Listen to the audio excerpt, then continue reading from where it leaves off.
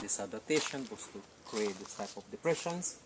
One is that the depressions had to be made, and that was the use of flint, no metals, only flint they use. And that flint was to make these quarries to extract the limestone material and then turn those quarries into reservoirs. And that's the way how these cisterns became impermeable.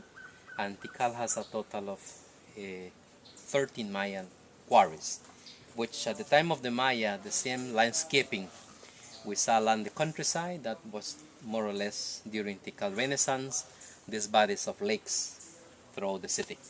So that's the importance of this. For a temple building, the palace is not far away from the structure. And that's how archaeologists are able also to identify a building, a temple, a pyramid, knowing that next to that will be the residential dwelling. And this is one of the residential places that we're looking at. But based on the preliminary studies that Pennsylvania did in 1956 to 69 on this group, which is called the Group F, they found a lot of incomplete pieces of obsidian junks, also jade, and that indicates that this was more like the craftsmen residences. And maybe they had their own gathering places next to their palaces. But inside this, you will find out that there are rooms. These rooms were used as residential areas, such as benches, based on the rectangular thrones that are carved into the wall. Those are defined as residences, as sleeping beds. There is also thrones that have recliners on the sides that were used as administrative rooms. But next to this will be the courtyards, and these courtyards is where they end up having their own private rehearsals. So that will be the function of these royal palaces. But next to the palace we also have this wide open space. And this is the wide open space which was a public plaza, which means that in its heyday, these plazas were not covered with trees. These plazas were all plastered with stucco. And this stucco was to allow the water flow and prevent erosion, so they will be neatly covered with this flooring.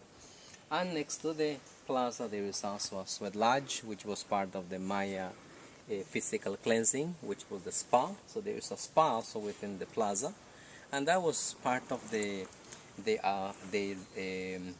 cleansing of Maya nobility, so that these people, whenever they will be making this type of public appearances, they will be also engaged in not only in auto-sacrifices, but also they will be engaged in some kind of delivering of a prophecy, because that was part of the most important highlight of this type of public functions. So this is the plaza, which is called the Group F. But as we enter this plaza and as we continue onwards, we will be entering into the most private and the most intimate area of the elite. And that's where the Grand Plaza is. Temple 1, Temple 2, the Royal Palace, which is the Central Acropolis, and the North Acropolis, which is the open area that Pennsylvania did during the 60s. And that's the area that you are more familiar with, because that's what is documented on TV, as also in postcards and travel guidebooks. But this is part of these contours of the ceremonial site, which encompasses a total of 12 square miles. That's the size of the ceremonial site. So that's the importance of this plaza, which is the group to build those roofs enclosed with wattle and dab, and that became the type of houses of common people. About 35 years ago, we can say that living in this type of house conditions, like those ones over there, it was considered to be of a low-class society. It was only the wealthy people that could afford to buy the galvanized roof. Now, as a result of deforestation, as we saw along the countryside, all these open savannas is the result of slash and burn farming, cattle raising, and today is more expensive to build this type of roofings because of the expensive commodity of the palm. So that's one of the reasons then that these are the roofs now that are used for the building and bungalows at the resorts and hotels, which means that you are not paying for the accommodations inside, you are paying for the roof above you, because the palms are going for almost $1 US per palm. Spa. The pit inside there to the corner, that's where they place the river stones. They bake them with wood until it's red, pour water into, add in herbs, and that will cause this steamness inside.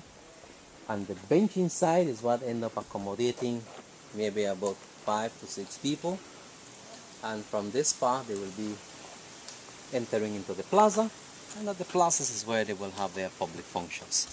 So that's part of the Maya physical cleansing.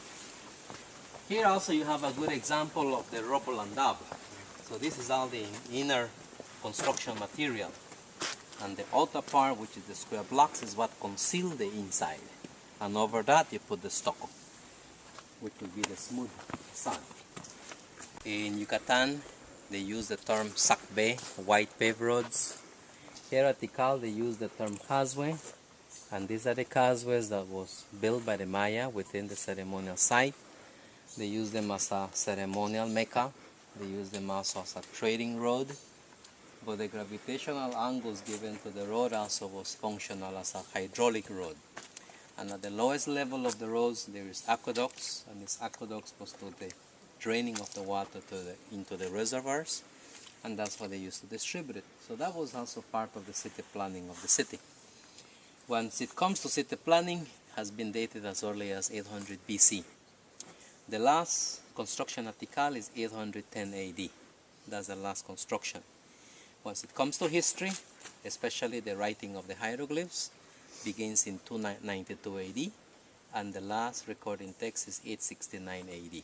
That's the last recording date at Tikal, and from that point onwards indicates that Tikal is entering into a state of disenchantment and is now becoming a lawless place to live, and that's what brings about then the abandonment of the site. And eventually, 1,000 years after the city was abandoned, jungle just took over, keeping in mind that when the Spaniards arrived, they were not interested in the history, they were interested in the gold greed. But when the Spaniards arrived, these cities have already been abandoned 500 years before, since the people that the Spaniards confronted were the post-classic Maya, who were the Aztecs in Mexico. They confronted the Quiches and Cachiqueles at the highlands of Guatemala, and they also confronted the Itzáes around that lake Petén Itzá. So that's the post-classic period, which begins from 900 AD until the time when the Spaniards arrived, 15th, 16th century. Yucatan, once it comes to Tulum, Chichen Itza, Uxmal, that is Mayapan, those are also post-classic. So that's the time then that they start using metallurgy. Prior to that, the Maya only used stone tools. So when Tikal was rediscovered was until 1848, and that was the result of chicle extraction. That's what the city was rediscovered, and that was also led by a native, accompanied by a government official, Modesto Mendez, and that what led to the naming of this road Mendez Causeway, in honor of Modesto Mendez, who was one of the government officials that represented the country. And this is where we are also looking at this type of temple construction with the rubble and dab, and then the square blocks. These were plaster, and the buildings were painted red, which red was obtained from hematite. It was not human blood. So this hematite is a mineral, and that is more like a rusty brown color. That's the color that was used for the painting of the temples. Which the lofty part of these buildings were also painted blue, which blue is always associated with human blood and sacrifice. That was the additional color above the buildings. So this is just the side view. This is also a small building, and as we enter to this causeway, you will have the view of Temple 1, where these ladies are walking, and Temple 1 is like the pin-up of Tikal. That's the famous one you see in postcards and documentaries, including the movie 2012. So that's the view. So this temple, Grand Jaguar, comes from the original wooden carving that was inside the chapel. And this is the wooden carving that was made out of sapodilla wood, which is the chewing gum wood. And that is the carving that today is exhibited at the British Museum in London, since this piece was removed by Gustavo Bernoulli in 1877. And it had the scene of this priest dressed in jaguar skin with a jaguar motif above his headdress. And that what led to the nickname Temple 1, which is the first one, mapped in a row of 1, 2, 3, 4 buildings, and nicknamed Giant Jaguar. We are not going there yet. We are going now to Temple 5. And so that's silateral stairway. That's a good example of the original material that we're looking at. Looking at the front side, which is the stairway, part of the stairway was left the way how it was found, so as for us to appreciate the restoration that how archaeologists go about restoring what is badly damaged. So for instance, whenever they excavate buildings, at least 3 to 4 steps are found intact because of the thick soil accumulated at the lower part.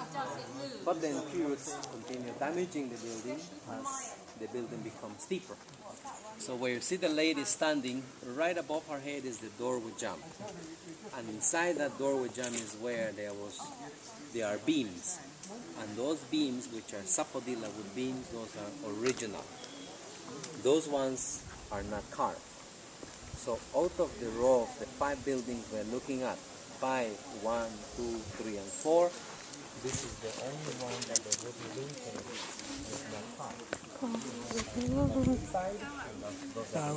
Pieces, and the if you want, I would say Barringer for the last one. I mean, that's going to be the awesome one to do. I know. So that's the I'm not going to do this one.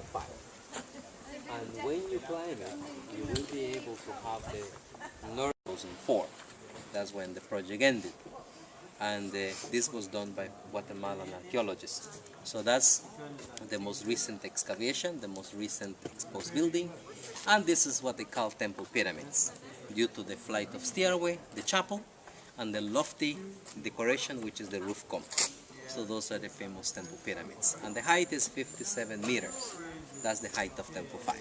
So this is what makes it to be the second highest out of the 5 big temples at Tikal. So Temple 4 is much bigger than this one. So it's all yours. You go up on the right.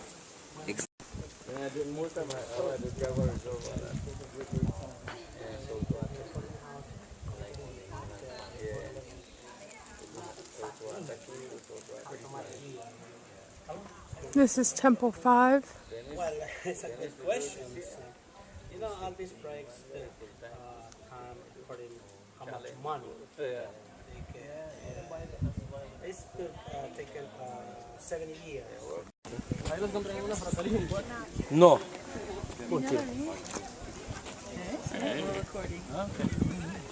So this is the Grand Plaza, the Granddaddy. This is where Pennsylvania has invested the 13 years of archaeological project between 1956 to 69. And we are looking at this type of 4-sided buildings, east, west, north, and south. That's part of the cosmic order that you will find throughout Maya sites. Also, we are looking at the north group across that you see the people going up and down the wooden ladder. That's what they call the North Acropolis. The North Acropolis consists of 16 early classic temples. Those 16 early classic temples were built on top of pre-existing ones. We see the tourists with the white shirt, with the black cap, heading over to the Lampalapa roof, or the tourists moving out of that Lampalapa roof. There is a mosque which is called Chak, rain god, the most important god of the Tikal Maya. That mosque carving is dated to 200 BC, which is a late preclassic period, which will give you a good example of how these societies during the formative period tend to terminate the buildings by engulfing and adding a new one around it. And that is the way how archaeologists were able to do all the manicuring on the north group, and they came upon these pre-existing ones. So that's one of the best examples of preclassic embellishment of pagan gods. While the surface buildings that we're looking at above the North Acropolis, those are the early classic structures built between 250 AD to 500 AD. And looking at temple number 35, that's a good example the way how these temples were found, whereby the tops of the buildings were sticking out and the whole body structure of the temples were covered with dirt and shrubs. And that is exactly how Temple 1 was also found. Masley, who was one of the English photographers that came to Tikal in 1882, he is the one that gave historical perspectives of before and after, proving that all the thick vegetation was covering 1/3 of the height of the building, but from the doorway upwards that was sticking out. And if those buildings had any embellishment, that would easily destroyed by the inclement weather. And that's the reason why that here you don't see this type of embellishment on the roof cones. We only see traces, but the best time to see that is at twilight, which is at evening time, when the sun tends to project the light into the buildings, and that's when you can see the images. But at this time of the day, it's very hard to see those carvings. But that's Temple 1, Temple of the Grand Jaguar. The temple consists of 9 terraces, which is the magic number, and that's the number that you see at Maya sites, which in this case the 9 is one of the numbers that also tends to be associated with this nocturnal passage, which the Maya view as being the entrance to caves, which caves also has led cave archaeologists to understand all this pilgrimage inside the caves, and these caverns was to assimilate the entrance into the underworld. But the 9 was not only the number of evil. The 9 happens to coincide at the time when these great cultures were going through their hallmark. That's the time when were achieving a writing system, which is the hieroglyphs. They were also had founded their own dynastic lineages, and it's also the time that these societies have become sky watchers. On the other hand, they are now becoming very capitalistic society, and that's what they refer as the 9th Baktun of the Maya, which this Baktun is the 400 years. So when these people were running on the 9th cycle of 400 years, that is considered to be the peak of the civilization. And these are the great achievements of the Maya.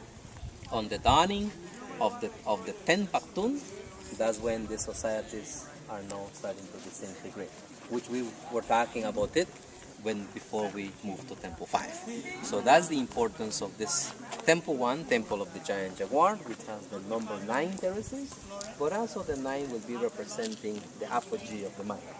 And the stairway. If you look at the first 5 steps to restore, those are the ceremonial steps.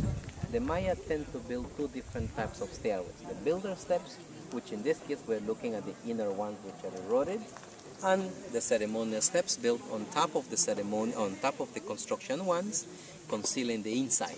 And that's what's the example of it. But this is the one that was meticulously investigated, and that what led archaeologists to the archaeological finding of a burial, and this burial was found 17 feet beneath plaza level. And that what led to the remains of this corpse, which was only the skeletons. The Maya never mummified, the Maya never tend to show those evidences, but based on this remains of organic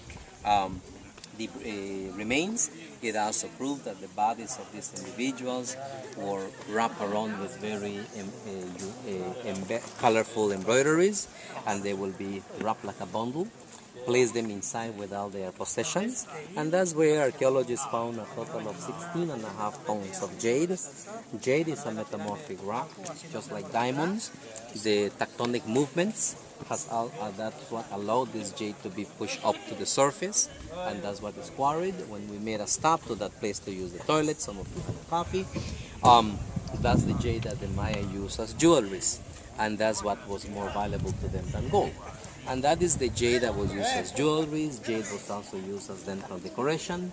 So those bling blings that people use today, that goes back to the time of the Maya. And also this is the same jade that has been used to entice the youth of kings. So they have found masks made out of jade enticing the youth of these kings. And that's the importance of the Maya jade. And this is what sum up to a total of 16.5 pounds of jade. What they found was also stingray manta spine. Now the stingray manta spine are evidences of sea trade. Once it comes to the Ho-Chan Marine Reserve, the Stingray Alley Reserve, those are places that tourists frequent in Belize to go to do the snorkeling. So when you look at the stingray mantas, the tail of the stingray was used by the Maya for genitalia bleeding. And those are evidences of sea trade. They have also found conch shells. And these conch shells indicates that was part of the diet of the societies. The remains of fish vertebrae also proves that there was also a lot of dry salted fish that might have been brought, which as we enter into this time of Lent, if you go to any market around Guatemala, also in Belize, you will also find this dry salted fish. So people that cannot afford to have a refrigeration system, they buy this dry salted fish, and that's what they use as part of their diet. So that's the way how these societies might have also end up drying and salting the fish, because salt was brought from the tip of the Yucatan Peninsula. Now, the other important finding was also animal bones. 34 of these animal bones were neatly engraved, and the engraving of these animal bones tend to represent the journey of this noble into the afterlife. And one of the interesting evidences of Maya conception of the soul is that everything starts in the watery sac. At the time of birth is when this living soul, or what the Maya called chulel, is implanted into these new beings, which the essence and the center of the chulel of the Maya was in the heart. But at the time of death is when this chulel is extinguished, and that's when the soul is what continues its journey. The body stays behind, but they understood that the soul has to go into this watery world, and that's where the noble is represented on a dogwood canoe. In some cases, you find him represented as a turtle, and that's the dogwood canoe that he is being carried into this watery dark journey, and he is accompanied by his alter egos, an iguana, a scarlet macaw, also a spider monkey that we have seen, also by a jaguar and a stingray manta paddler. And that's the scene that represents the journey of his underworld. Today, you can also see this type of replicas in wood carvings and bone carvings at the gift shops. And also, this is also one of the interesting findings, is the engraving of a bound prisoner who was part of the political propaganda that this individual ended up enacting against other enemies. And one of the rivalries of Tikal was Calakmul. And Calakmul is the site in Campeche. Until recently, they have understood that Calakmul and Tikal were the two superpowers of the classical period. And these kingdoms always had their own indifferences. And that's where one of these animal bones tend to represent this bound prisoner, and that was part of the achieving of this important king, who was named Ruler A, then he was named Double Com, and his new name is now Hasao Chankawil, Lord Chakle the Great. That's the name given to this individual.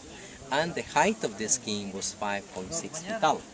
One of the other interesting physical deformities in Maya nobility is based on the skull remains, which is the cone head.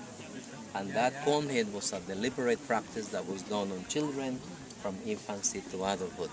And that what led to the findings not only at Tikal, but throughout Maya sites.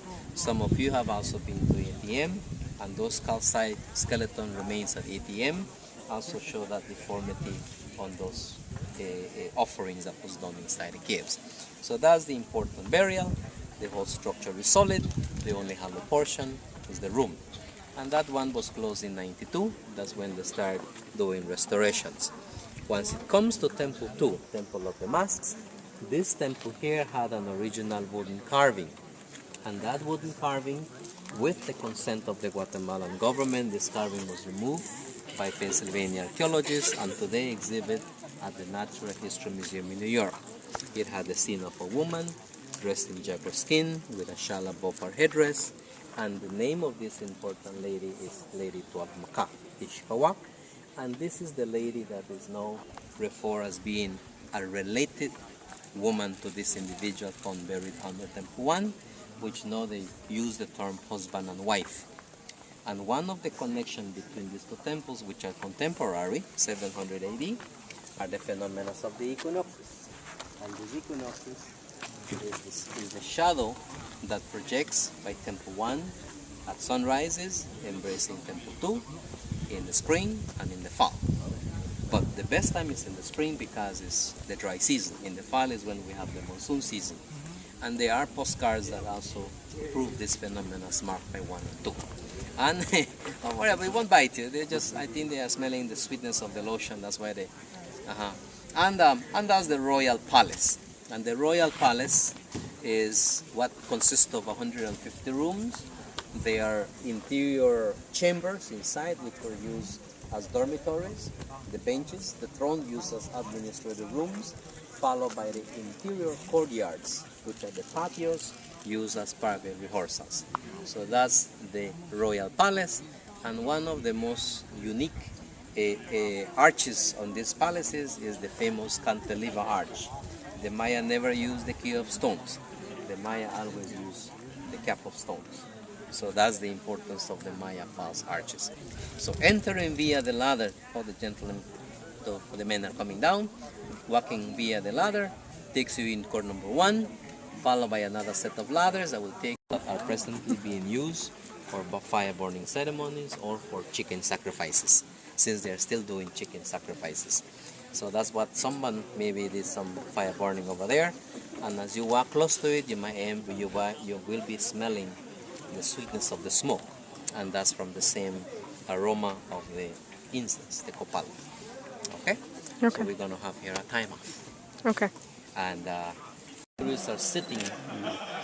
That's one of the views.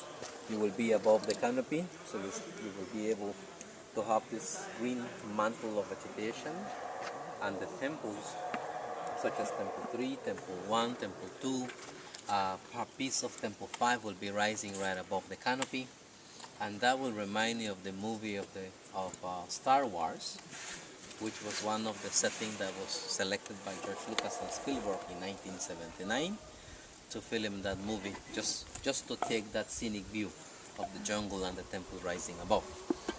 And the name is called Temple of the Double-Headed Serpent Priest, since the original wooden carving that was inside the chapel had the scene of a priest dressed in jaguar skin with double-headed serpents.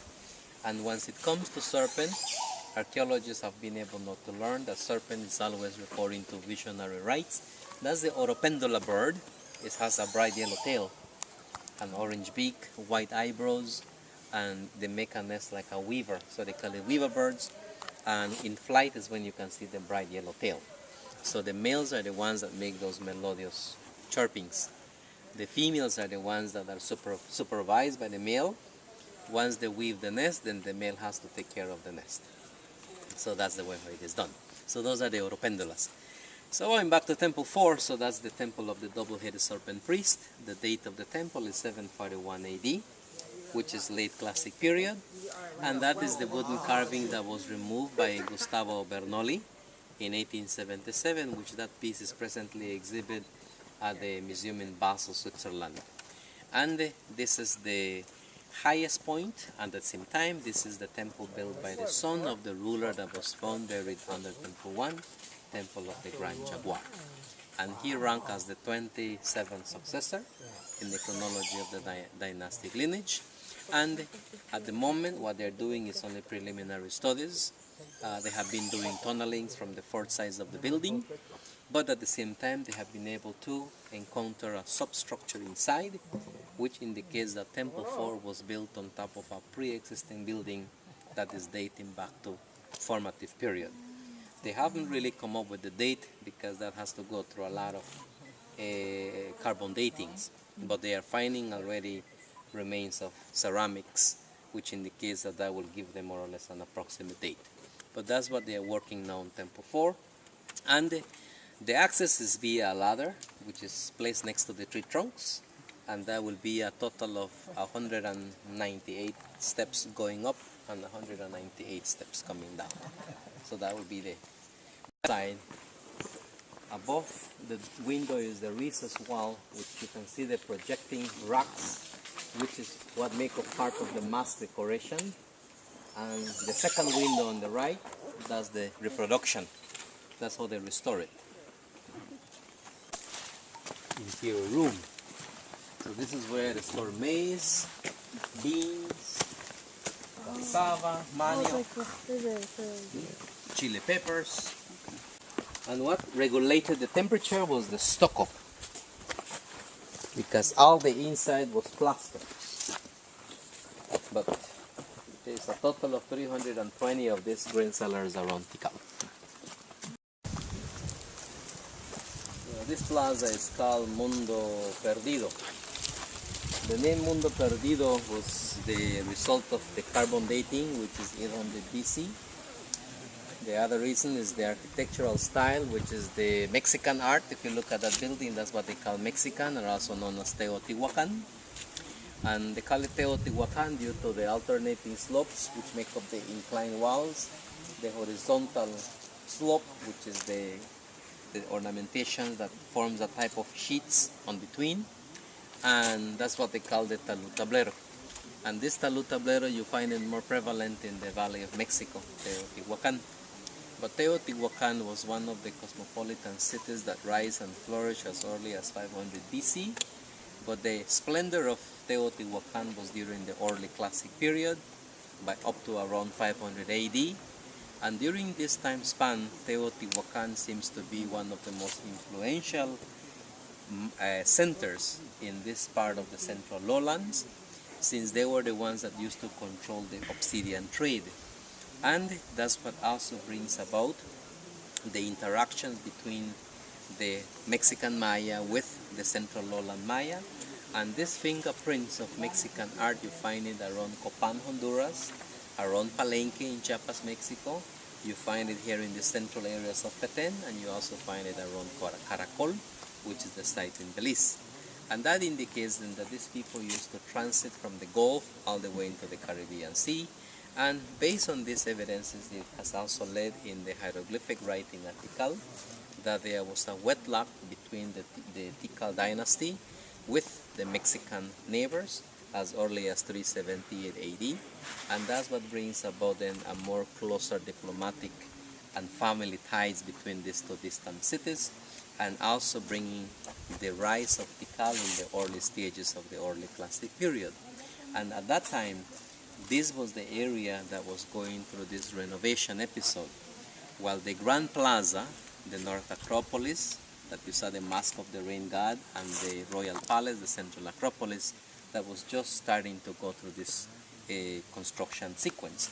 So this was the most important religious, cultural, and political arena of Tikal from pre-classic times to early classic times. So this seems to be the most suitable place for the Mexicans then to plant this type of influences, and this is the result of the arrival of this tablero at Tikal. Secondly is that the Mexicans were the ones that end up bringing the obsidian club, which became the most high-tech weaponry that the Maya used in man-to-man combat, and that also changed the social behavior of the Maya. As a result of that, that's what also brings this mentality of capitalism, and this economic greed is one of the theories that has not been attributed to the fall of dynastic lineages, causing then the downfall of the ancient cultures. In some sides it was more tragic. In other sides like Tikal, what is believed to have been the cause of the abandonment was famine and drought, and that is the result of the theory. But one of the importance is that by 300 AD, that's when Tikal was already having some kind of socio-political problems with a neighboring site called Huaxactún, which we saw the sign that leads 23 kilometers to the north of Tikal. And precisely at the time that Tikal and Teotihuacan have these family blood ties is what brings about then the defeat of Huaxactún, 378 AD. And that's what brings Tikal then to become one of the most important early classic centers within its neighbors. But at the time that Teotihuacan is now starting to go through this abandonment around 500 AD to 600 AD, there is not a new kid in the block, and that's Calakmul. And Calakmul is one of the kingdoms that become the rivalry of Tikal.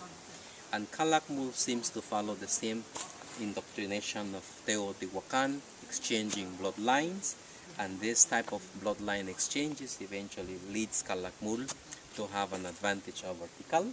And in 562 is when Calakmul, Caracol, end up conquering Tikal, and that's what they refer as the Star War event. And that's what brings a total of 180 years, 160 years approximately, of dormancy at the site.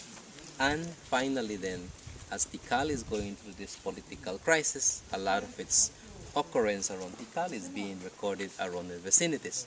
But Tikal, usually whenever a city was conquered, there was no way of recovering.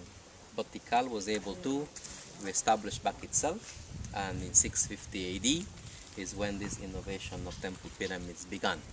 And that's the product of Temple 5 that we climbed. Temple 1 we saw the Grand Plaza, Temple 2, Temple 4 that we have climbed, and also the Temple 3 that we are going to see as we move on towards the exit. And that is the way how these 5 massive temples constructed at Tikal, this was done after the hiatus period. And that is also the time that Tikal also continued this military siege against his neighbors. And one of the most important showdowns was in 695 AD.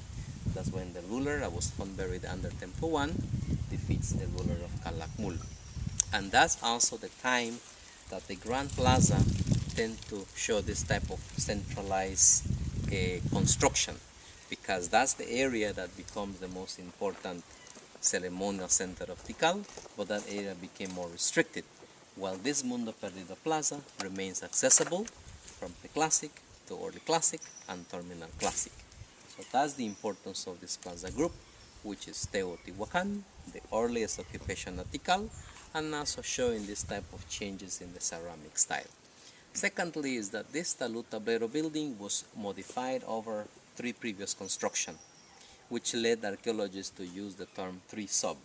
So this 3C sub is referring to the 3 older buildings concealed, which bring us then to the steps that you see restored, midway the height. Those are the stairways that correspond to the wall restored, while the inner ones that are better preserved, those are the ones that correspond to the older building inside. So that's the Mexican style, followed then by the Great Pyramid. And that's the one that we saw from the top of Temple 4. Lies on tarantulas. The lungs now they have is for them to be always digging on the ground and sniffing and eating tarantulas. They also climb trees, they eat berries, they eat wild grapes, and they also go after the garbage cans.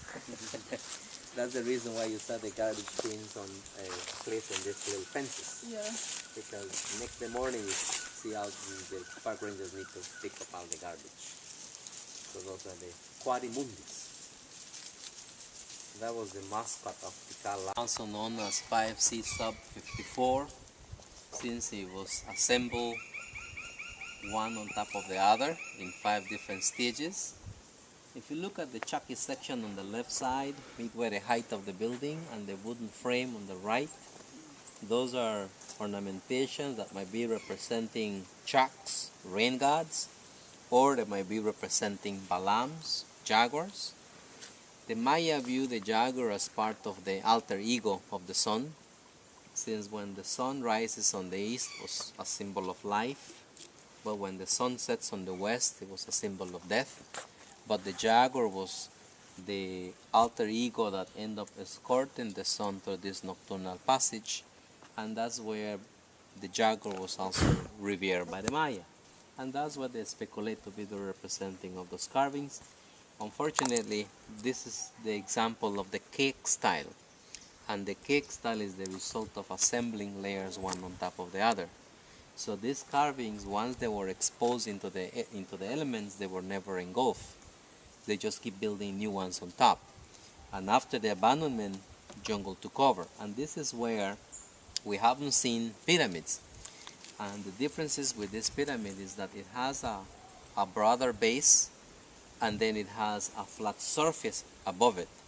So having that flat surface and very broad at the bottom, that's what makes these pyramids to be easily overgrown by jungle.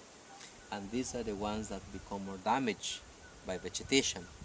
And the height of the pyramid is 34 meters. That's the height of the pyramid. And once it comes to pyramids, archaeologists refer as sundial observations as well as sky watching observations. And this is the one that was used for the first time in its preclassic time as the sundial observatory of Tikal. And the spider monkeys, they are fighting now. Oh boy. They start playing and then they end up fighting. And so that is the way how they know that this pyramid was used as the sundials for the Tikal understanding of the seasons, and the seasons was more important to them to know when was the right time to plant. And that's the reason why that this pyramid was used as the astronomical sundial of Tikal. It was constructed as early as 700 BC, and the last construction was until around 350 AD. So it took them at least a millennia to complete the pyramid. So this was the highest building at Tikal before Temple 5, Temple 1, Temple 2, Temple 3, Temple 4. So this is the most important building at the site. So this is pre-classic to early classic. The third highest, 55 meters. This is the last temple built at Tikal. After the construction of Temple 3, it seems that that religious motivation has died out. And they also become very sloppy towards the end because this temple showed this proportion of the upper level. It's crooked. And this is one of the buildings that has been affected by lightnings. It had an original carving, and this carving was the lintel, which was the sapodilla carving, having the scene of a priest dressed in jaguar skin, which led to the naming Temple of the Jaguar Priest. And the construction date is 810 AD.